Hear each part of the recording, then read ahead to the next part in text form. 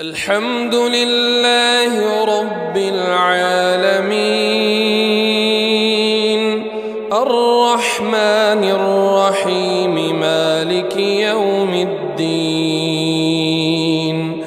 إياك نعبد وإياك نستعين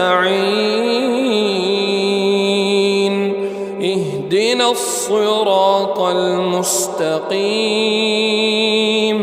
صراط الذين أنعمت عليهم غير المغضوب عليهم ولا الضالين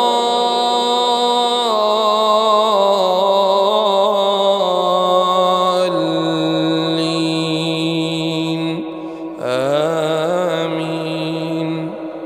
إن هذا القرآن يهدي للتي هي أقوم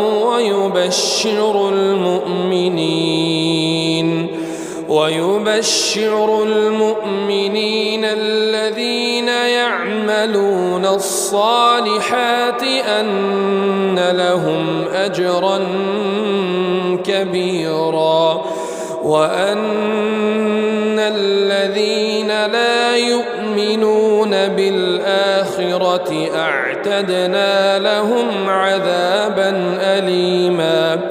ويدعو الإنسان بالشر دعاءه بالخير وكان الإنسان عجولا.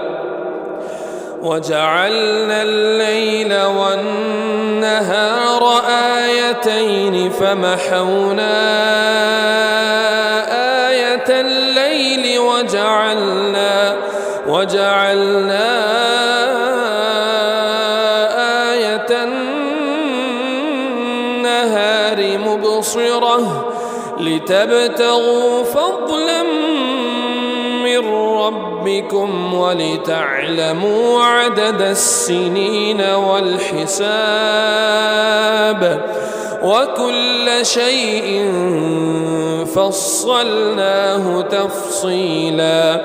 وكل إنسان ألزمناه طائره